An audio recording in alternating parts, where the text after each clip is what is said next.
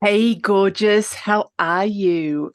Welcome to the third part in the four-part mini series about confidence. And I know last week's was a long one. I'll see how I go with this one. It's always easier when I'm interviewing someone because I can be responsive to them. When it's just me, it's just like, oh, let's see where we go. This one's got, oh my gosh, today's episode is this is about body positivity, aging, and the lifelong confidence. But before I get into it, if you listen to last week's episode, which was about authenticity, and I was sharing with you around the my one word to describe me. It's interesting, some of the feedback that I've received around that, and it was very, very kind. Thank you. Do you know what my word, my hyphenated word is that I use to describe myself? It's free-spirited.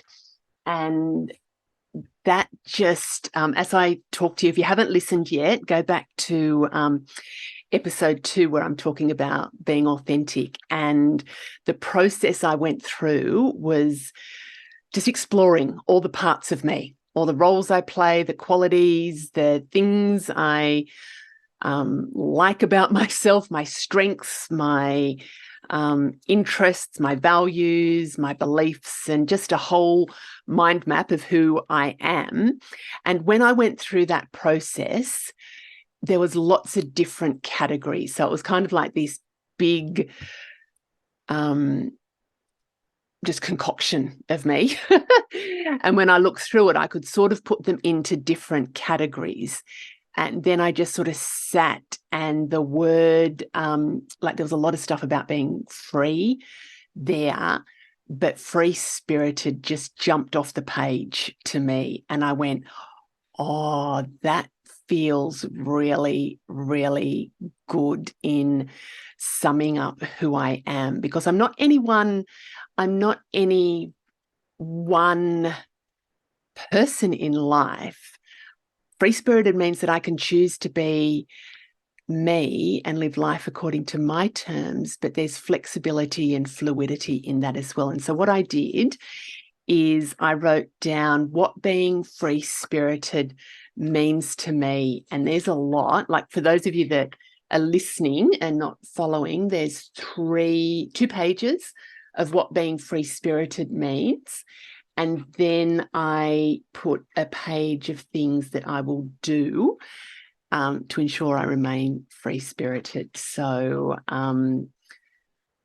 yeah, that's who I am. That's who I am, and that feels really good for the moment. If we check back in another year's time, will it be the same? I would say yes, because free spirited for me provides all that whole flexibility, and don't dare tell me that I have to do things a certain way. So that sums up me. Anyway, so thanks anyway for all your feedback and comments around that one. And interested too to hear what your word is, that if you've come up with a word or a hyphenated word or a sentence or a way of who you are at your authentic core, that would be really interesting to hear it. Anyway, today, oh my goodness, this topic is just so near and dear and close and raw, and all of the stuff that goes with it. Body positivity and aging, right smack bang in the demographic of where I'm at and how it's affected me in life. And it's really interesting now that I'm doing this series on confidence.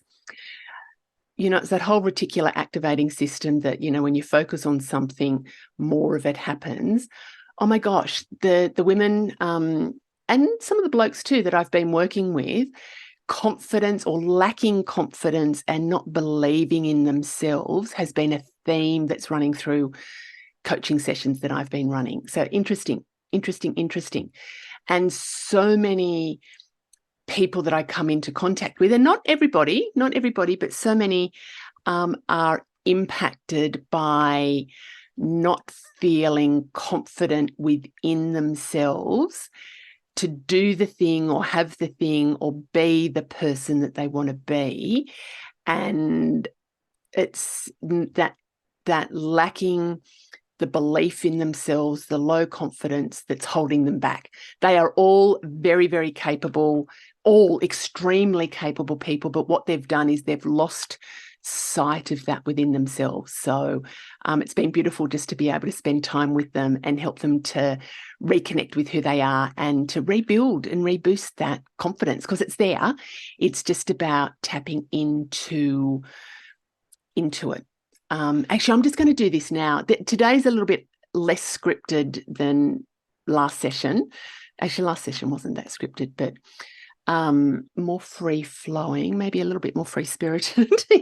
I just need to make sure that I do keep on some sort of track, though. But we all know how to be confident. Some of you may experience that more so than others. Some of you might say, no, I don't know how to be. I've never felt confident. I would challenge that, because I would probably predict that there is areas within your life where you have felt confident. What I'd love you to do now, I'm just going to take you through a really little quick closed eye activity. Oh, you can do it open eye activity. Is I want you to think about a time in your life where you have felt confident. Now, that might be with family and friends. It might be in a work setting. It might be, in any area of life. I want you to just picture that image in your mind's eye, however you do that, of being confident. And I want you to see yourself and what it was like for you when you were confident. And I want you to make that image really clear, really bright. If it's a photo image that you've got, turn it into a video clip and turn it into a reel of seeing yourself being really, really confident. And I want you to just turn that image up so it is really bright, really clear, and see all the things you can see that are going on for you when you're being confident. And I want you to hear even what you're saying to yourself. It might be that internal voice. It might be the external voice. Notice your voice. Notice what you're saying, how you're saying, who you're saying it to, how they're responding, and just feel, hear the sounds of you being really, really confident. So hear it, that your voice, you're able to clearly articulate what you're saying, that you're able to, people are engaging with you. There's lots of laughter. There's whatever it is for you. And I want you to feel what it feels like to be confident through your whole entire being, right through your body, right down to your DNA. What does it feel like when you are confident? That mixture of being at ease, feeling peaceful, knowing your stuff. It's just easy. It's effortless. You don't even have to think about it. I want you to feel those feelings through your whole entire being and turn them up to the highest possible level of intensity that you can. And I want you to just now package up what you see, what you're saying, what you're hearing, what you're feeling, and just know within yourself, your body knows how to be confident. It knows how to be confident. You've just done it. You've done it lots of times before, but sometimes you forget about that. And when you're feeling not so confident, even just go back to that little visualization that you did. And it's about remembering how to be confident. So it might be just changing your physiology. So sitting up, what did you see yourself when you were being confident? What did you look like? So do that again. What were you wearing? Was it something that you felt good in? Was it a favorite outfit? Like I've got my green, generally I'm a green pink kind of chick. I've got green on today. I feel super, super confident. This is a color that makes me feel great. It's really healing color as well. Green's really good for healing, renewal, vibrancy as well. So think about the things that you were doing when you felt confident, and when you're not feeling confident, do those things again, because it will help your body to get back into being confident. That's just one little thing. Anyway, body body positivity and aging. Oh my goodness. There's a thing, the aging, not so much, like I will talk about that. Body confidence has been a challenge for me for a very, very long time, and sometimes pops its head back up. I've done a lot of work around it. Our relationship with our bodies and our confidence, it can really significantly influence our lives from, young age through to not so young age. The body image is that mental picture that we hold of our bodies, including our thoughts, including our feelings, the perceptions. It's about our physical appearance. It's what we tell ourselves, how we feel about ourselves, and even the actions we take in relation to our appearance. And it can be, oh my gosh, it's just it's such an insidious part, especially for women, but also blokes too. There's a lot of the blokes that have challenges with body image issues as well. But the whole society stuff about what we should or shouldn't look like has had a huge amount to play on how a lot of women, people experience themselves.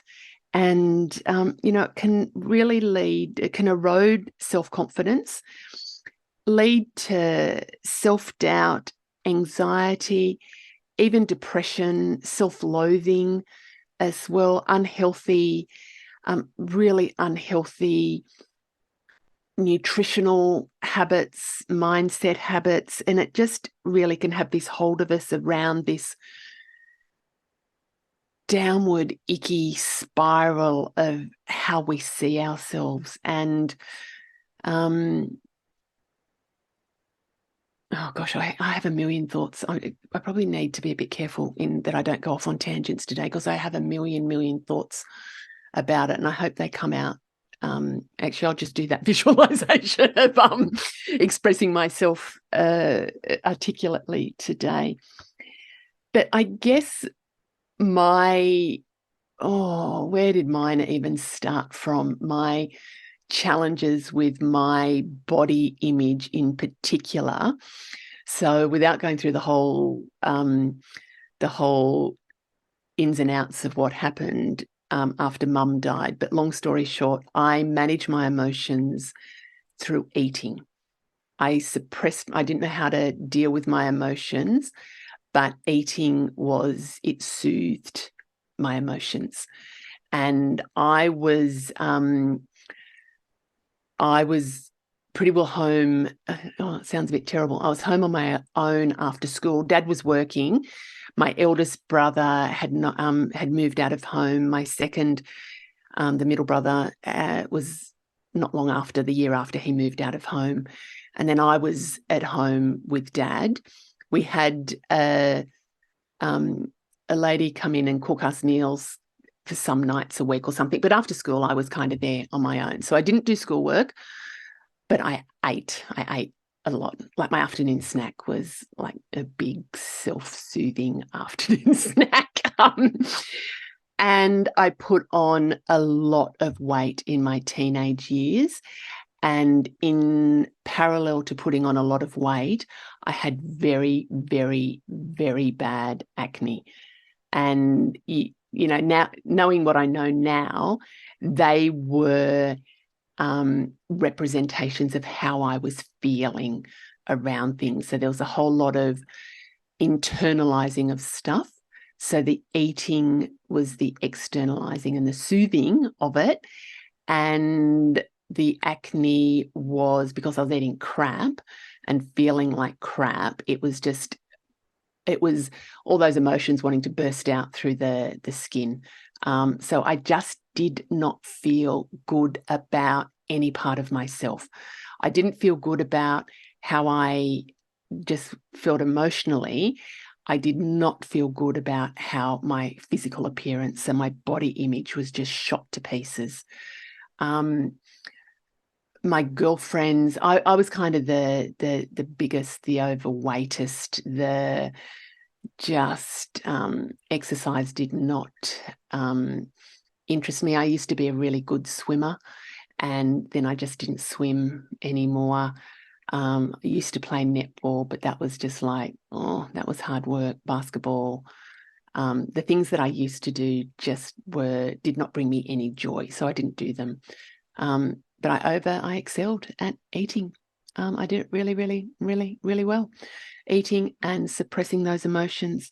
So as I got older, I I just didn't have coping strategies. And when you're in that place of, was I self-loathing? I'm not sure whether it was self-loathing. There was a lot of not liking myself. So is that self-loathing? Probably not quite on the scale of self-loathing, but it was certainly at that scale of where I didn't really like myself. It was that numb. I was just indifferent. And it was almost trapped in this cycle of not liking who I was, but not really knowing how to get off that cycle. And then when that bloody bloke told me that I intimidated people because I was a big woman, that really, it was just like, oh my God, I have to make myself small. And I think it probably correlated. So I was around about 24, 25.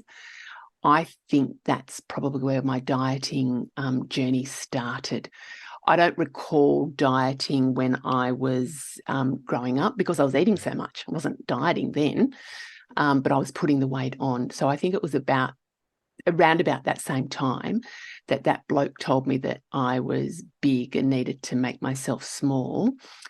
I took away part of the meaning of that is I need to physically make myself small. So that means I need to not just watch what I'm eating, but really restrict myself. And I went into that classic yo-yo dieting journey for many, many years. And I think about it now, there are so many different diets and programs, and I'm sure a lot of the women here can relate as well. We do it for different reasons. Were trying to help me to lose the weight, but what I didn't do back then is I was trying to treat the weight as the cause. It was a symptom of the other stuff. So when I started to really work on my mindset and be much more in tune with who I was and who I wanted to be and how I wanted to show up in life, my weight, and I can't say it was as easy as my weight just dropped off, but my weight started to shift around things. And when I was pregnant with Henry, so Henry's my second child. I've got two kids, Ellie and Henry. Henry is turning 26 this year. And after he was born, I was the heaviest that I have ever been. So I put on pregnancy weight, but plus some. Remember, I'm an overachiever at the weight gain and the emotional eating. So I had put on a lot of weight, and I just went, oh my God, I do not feel healthy. I do not feel good. I need to make lasting change, not just a fad diet change. I need to really change my lifestyle habits around this. And I think I probably lost maybe about 20 kilos at that point. And I was feeling pretty good. I was a vegetarian then. And it's interesting, I never really felt very satiated being a vegetarian, but I did that because it wasn't just for their health reasons. I just, some of the ethical eating dead animal reasons. So anyway, I was vegetarian for 10 years, but I don't think I was necessarily the healthiest that I was during that time. So I've since changed my diet, and I do include meat. And I've learned much, much more about what my body needs to be able to sustain at a healthy level. But there was a lot of stuff. My body was a representation of how I was feeling about myself and life. So still continued. I guess I dieted less, but still dipped in and out. Still have. I used to say, I just have to look at people eat and I would put on weight. And I've changed that language a little bit, but it's my body seems to like putting on and keeping weight on it. So, but then there was a point when I was doing some of my studies, and it was in psychosomatic training, so about the mind-body connection.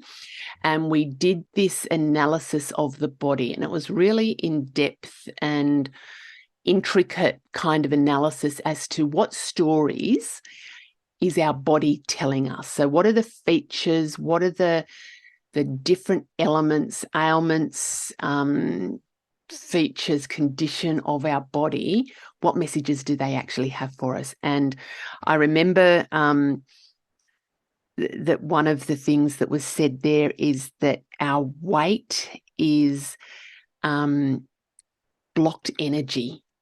And, you know, where we're holding on to that blocked energy gives us some indicators as to what might be going on in our lives. And that just gave me a very, very different relationship with my body. And this isn't that many years ago. This might be 6 years ago, maybe not even that, maybe five years ago, about that different relationship with my body, that the weight is energy. And where I'm storing excess energy, it just gives me some indications as to some things to navigate in life. So I'm very much, and I'm not, maybe you picked this up from me, but when I'm looking at solutions to things, I look at what is the thing I'm wanting to solve, but what is that's bringing up in me that needs to sort of be resolved within myself. So when I sort of think about weight, that is an indicator. It's not the sole thing, but it's about what is that bringing up in me. So anyway, maybe that can be a chat for another podcast series. But it was about, I didn't see, weight was one of the elements. How I appeared, my image of myself was pretty low, in all honesty, in my teenage years, my early adult years. And then as I've had more birthdays, the acceptance has become more and more there. So it's almost like that good bottle of wine, you know, improve with age. My acceptance of myself and my image of myself has certainly improved with age. And I don't and sure, I like to be healthy and maintain a healthy weight. And when my weight does start to increase, it does impact, you know, my breathing, and I don't feel great. So it's sort of, I still like to maintain a healthiness. And I think, you know, there's a whole lot of movement, you know, the whole body image movement with Taryn Brumpet, who's the 2023 Australian of the Year, that, you know, it was founded on the belief that your body is not an ornament. It's the vehicle of your dreams. It's the body image movement believes that everyone has the right to love and celebrate their body, regardless of the shape, the size, the ethnicity, or the ability of their body. So I'm sort of focusing, you know, for me, it manifested in that the weight element, the size of my body, and the appearance of it was the bit that was tricky for me. But for other people, it's just other elements. We really need to break through that, and it's about accepting our bodies as they are, and being, you know, the healthy versions of us. And that can look very, very different to all of us. There's not a one size fits all for this. There's not a one way that you have to do this. But I guess it's like when I was talking about the authenticity, it's about You do you. You love you. You accept you based on your criteria, not on my criteria. I will accept me and I will love me. And some people will be saying, well, maybe we shouldn't have a criteria because that's a condition that we're putting on ourselves. But remember, I'm free-spirited. It's about loving and accepting all of you, regardless of the physical shape, size, squidginess, hardness, where your ethnic origin, your ability. One of my girlfriends refers to it as her diffability, that it's not a disability, but she has different abilities to others, and she loves and embraces what she is capable of. So, like I did that little visualization about being confident, maybe you could go and just even visualize all the parts of you as a whole or the separate bits and just send yourself love and acceptance for who you are exactly as you are.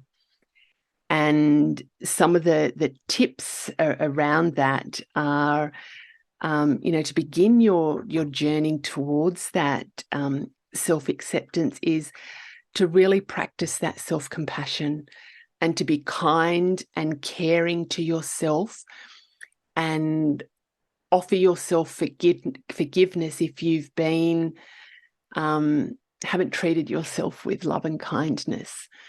Do you know, we have one body in this lifetime. If we were given one car when we were born and we were told that that car has to last us for our whole entire lifetime, so the 80, 90, 100 years that we're going to be here on this earth plane, and if that car had to last us for that many years, I bet we would have it serviced regularly. I bet we would keep it nice and shiny and bright. We would clean it. We would look after it. The same goes for our body, that it's about keeping it, looking after the physical container that we've been given, but accepting that physical container and also accepting the mental and the emotional elements that go with it as well. So self-compassion is a huge component, and you'll see themes here. We don't just be compassionate with ourselves because of our body image. It's about all the stuff that who we are and what we do. I'm really challenged that negative self-talk. Capture your inner critic in the moment, and if you capture yourself going, or I look like shit in that, or I just feel like I used to say, this doesn't sound very flattering, but let's like, oh my God, I just feel like a big fat fuck. Not like I feel like a fuck, but I feel, anyway. And it was just this really negative energy that I was just telling myself that I was this big fat bleh. I don't do that anymore. Or if it's kind of sneaking in to my thought waves, I'm just like, no way, baby, no way. That's not, why am I thinking that today? Why am I thinking that? And what do I want to be thinking instead of that? And I'm going to think those thoughts there. So I'm training myself to nip my inner critic right in the bud. Setting yourself daily affirmations. We've talked about this before as well, but, are there affirmations? And when we're creating affirmations, it's about having them believable and inspiring. Don't set affirmations that are going to set you up where you just go, yeah, that's bullshit. Because we want them to be ones that we can embody within us. So for some people, and I know I struggled with this for a very long time, if I had an affirmation that I love and accept myself exactly as I am, my voice would come in and go, actually, I don't. I like a lot of me, but I don't unconditionally love all of me. So then I would have this conversation with myself that became like almost it wasn't what I was wanting to have happen. What felt very disempowering instead of empowering. So I changed my affirmations to be around, I'm loving myself more and more every day. I'm liking who I am more and more. And then that was a process. I could believe that. I could go, yeah, I'm liking myself more than I did yesterday. I'm liking myself a little bit more. Actually, I'm starting to love myself. So I didn't go for that great big bold statement that my yeah but voice would come in with. So think about some affirmations. Gratitude journals, if that works for you, or even just thinking about things that you are grateful for. And I am so grateful for this body, this vessel that I have been given, that she keeps me going. She's pretty okay in the morning. She goes all right in the morning. She goes all right during the day. She needs a little bit of a rest in the afternoon. And then she's all right in the evening as well. She carries me. I'm so grateful for my feet and my legs and my body that support me to get around. I'm so grateful that I have the ability to move around and things. So keep your gratitude journal. Mindfulness we've talked about as well, just sitting and being with who you are. Just being with who you are and surrounding yourself with positivity. Oh my gosh, I just want to pour positivity everywhere. My goal is to just leave a little bit of magic and sparkle wherever I go.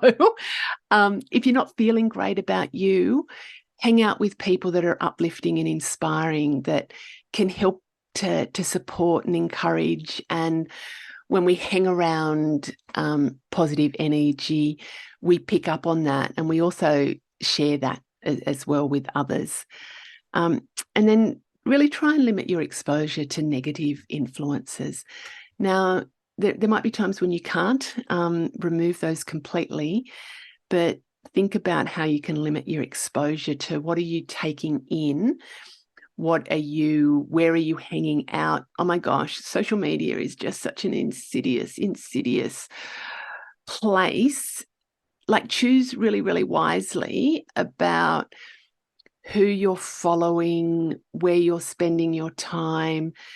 There's a lot of stuff it's very, very easy to fall into that trap of going, oh my gosh, their life is so great. They look so great. They're just doing wonderful things. And what am I doing in life? It's like blah, blah, blah, blah, blah. Limit that from, I've unfollowed a whole lot of people because it's just like, that's not the influence I want in my life. I'm very, very discerning about where I invest myself and my energy, and also where I allow others into my space as well. And there was a post, oh gosh, it was a while ago that I saw from somebody. And when I first read it, I thought, oh, that sounds a little bit arrogant. But they said, you're privileged to be with me. You're privileged to be in my space. And I'm just like, oh, what does that mean? And she said, I'm reading through it, paraphrasing, is that I am very discerning about where I spend my time, where I spend my energy, and who I allow to enter into my space. And because you're here, you're one of the ones that I allow in. So, or something to that effect. And I was just like, just think about the influences in your life, the positive and the negative, and the impact that has on how you view yourself. Think about, like, embrace self-care, look after you, do what you need to nurture you.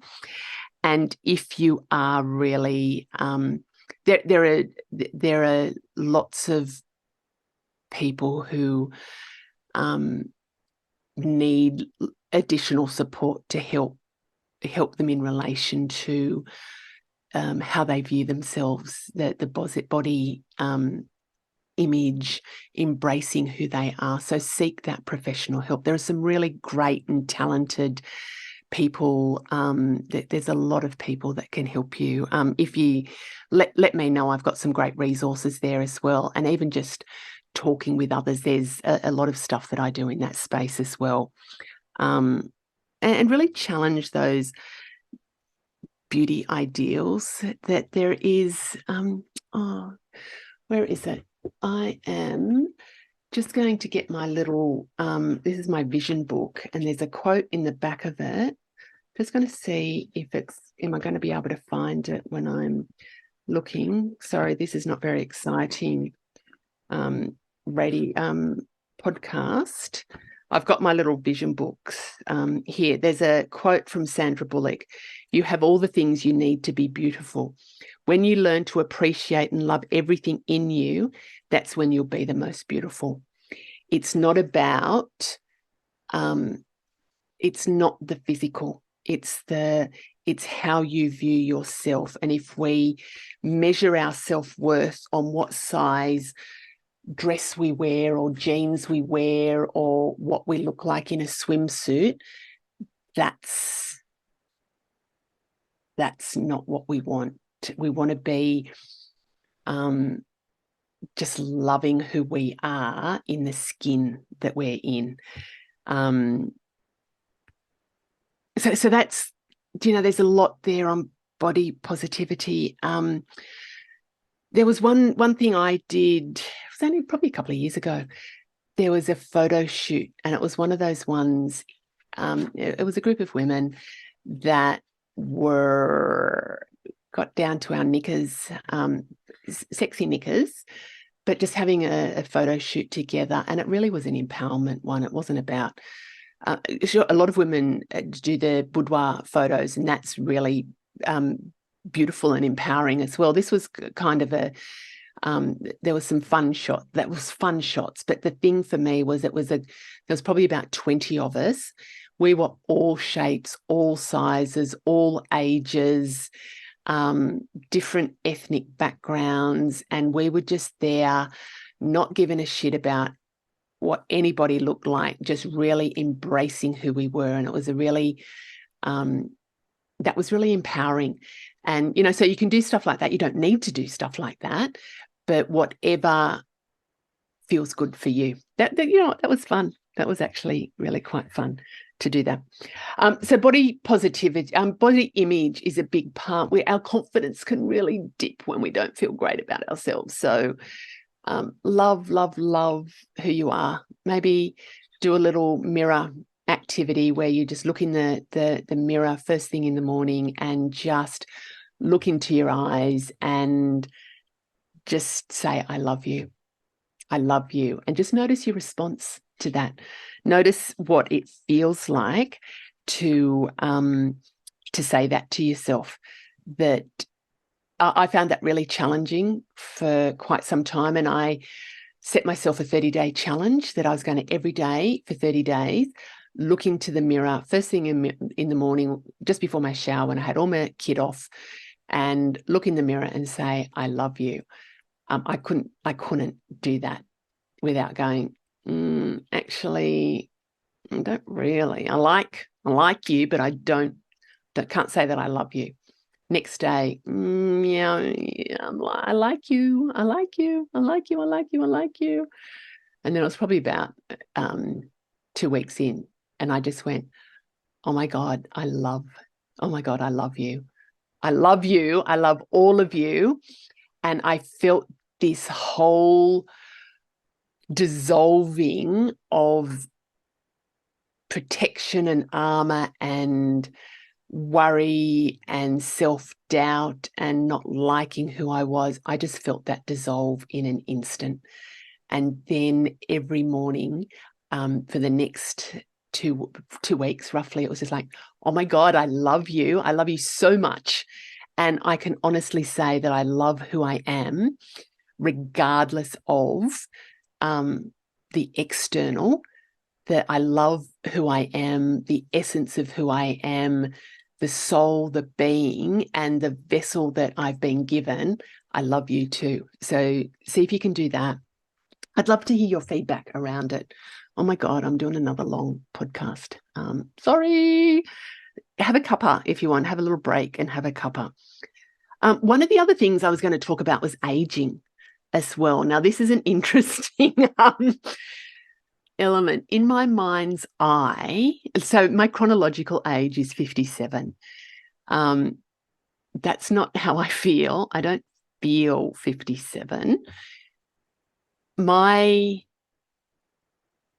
age, I see myself like 44's a nice, that's where I see myself as being. It's kind of like 40, I felt a real shift happening in my life. I really felt like, I really feel good about who I am. I think those earlier years were certainly after mum passed away, there was this numbness.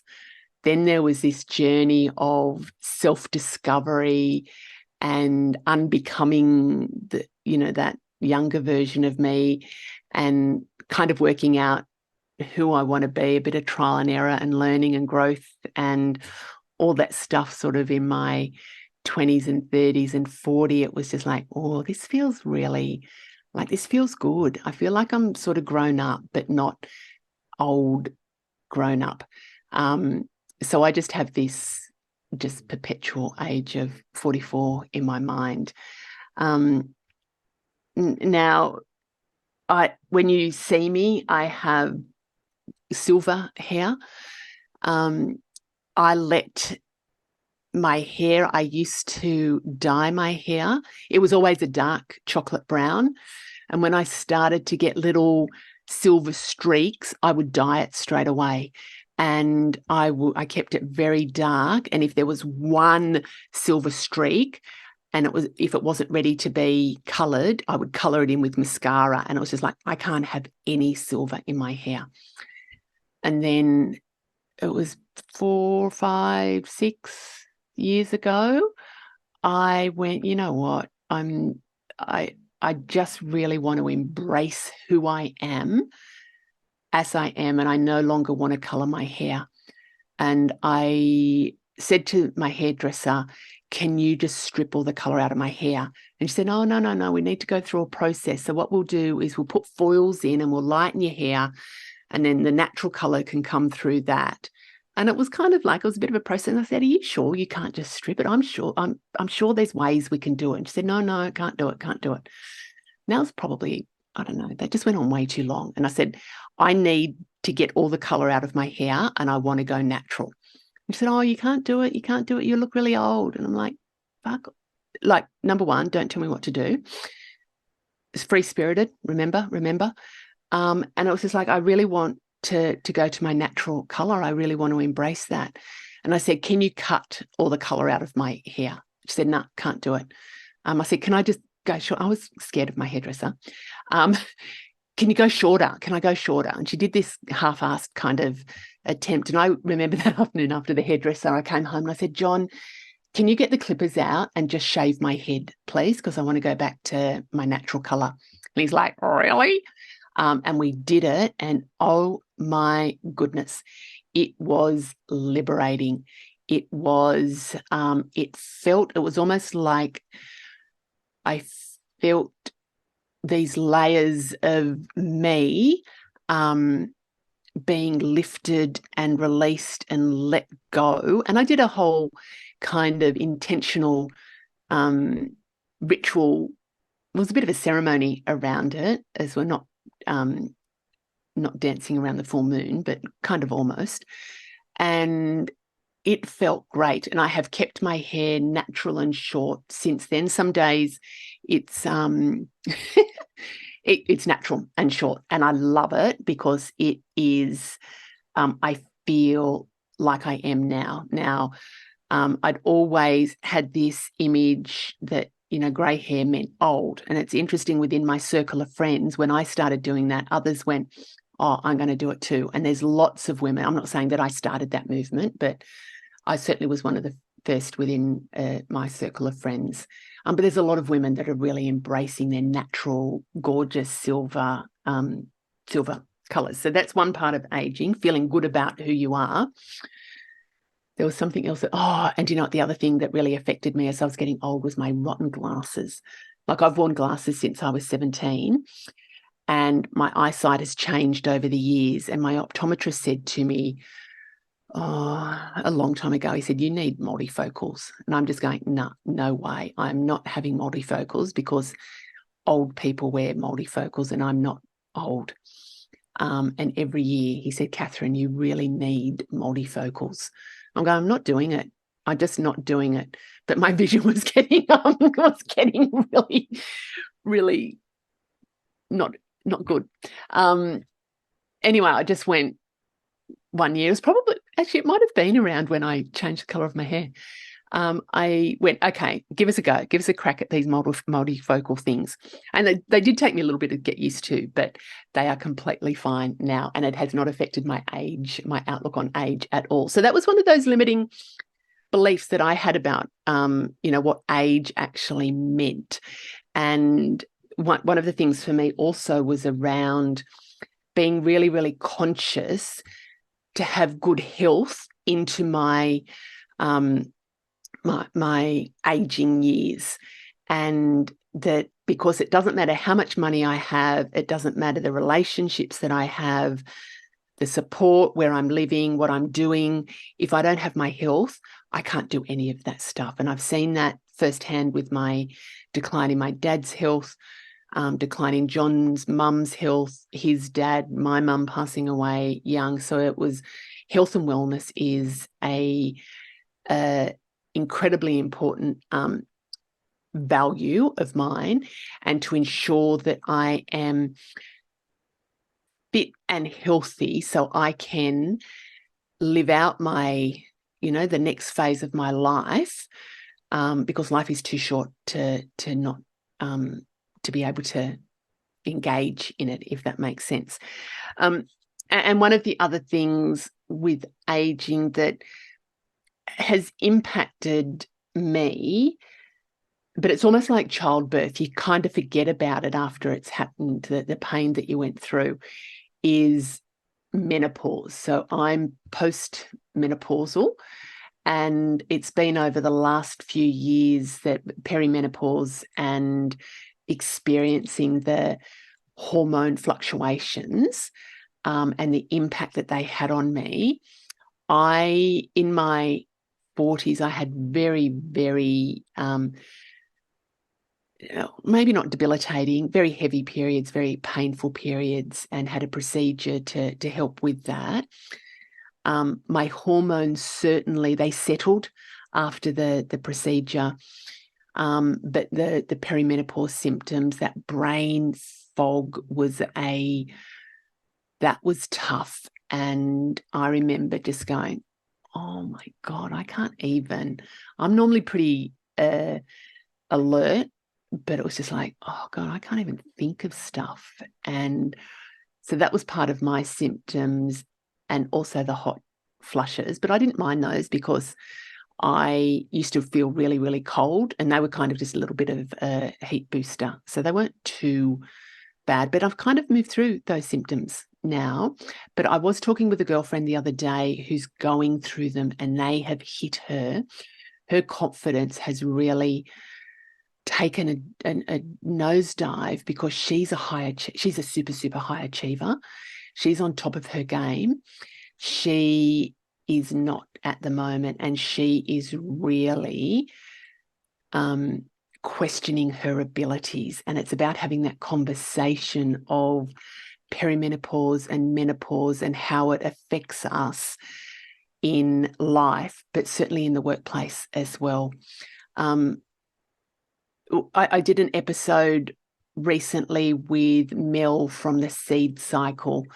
One of the things, using seed cycling to help to manage hormone imbalances. So go back and have a listen to that one, to be able to how to naturally manage hormones, and also see your health practitioner. I'm not certainly going to go into that now, but our hormonal changes can really impact how we view ourselves as we get older. It can affect our skin, our, body as well, and just a whole lot of things. So it gets back to how we treat and see ourselves there. So it can impact your confidence. So think about those tips that I've talked about today, but in some of the other episodes, that and societal pressures can can impact us as well. So I would think, in summary, sorry, this one's probably gone a little bit longer as well, is it's really about the link of confidence to who we are at each stage of life, but how we view ourselves, that the image that we have of ourselves, who we are. You know, maybe the takeaway from today's session is to really just even think about, well, how do I view myself? Do I feel really confident and great about myself? Because I know that there's a lot of women that do. And I know some that I've chatted with, I've been surprised that they haven't had body confidence. No, that doesn't sound very good. They haven't had body confidence issues, challenges. That intrigued me because it's been a major theme in my life. And I was really curious as to how that played out for people where it wasn't. And I loved hearing that, because so this isn't, everybody doesn't by any means they have low confidence, low self-esteem in relation to body confidence is what I'm trying to say. But anyway, maybe think about what your image of yourself is. Like, how do I view myself? Am I confident? How do I feel about myself? Do I like who I am? Do I love who I am? Am I putting conditions on myself? One of the things I listen to is a lot of those, yeah, but I love myself, but I don't love myself in a swimming costume. Yeah, but I like, my eyebrows, but I don't love the rest of me, or whatever it is. I hear a lot of those conditions that women place on themselves. And when we put those conditions, we're limiting ourselves in some way. And I know there are a lot of women who are missing out on experiences and opportunities because of how they view themselves. And please don't. Please don't. Please just really love yourself, be yourself, regardless of anything. So I think I will leave it there. To just as a quick little reminder as well is, if you want to download the Imposter Survival Guide, Survival Kit, you can do that. There's some tips there about overcoming imposter syndrome, and some of that links in with what I've talked about today. The Happiness Checker, that's a free resource that you can get from my website under the Happiness Hub and the free resources. So the link there is also in the show notes. Listen to the previous podcast with Mel from the Seed Cycle. There's some chatting there about how to manage your hormones, and there's a discount offer too. We'll put those in the show notes if you wanted to try the seed cycling. So really celebrate your uniqueness, embrace all the beautifulness of who you are. And I'll see you in the final episode of Confidence. And that's kind of looking a little bit more at just transitions in life, just different times that we go through life and just general confidence. So I will, oh my gosh, I could talk to you. There's so much. But anyway, love you and talk to you later. Bye, gorgeous.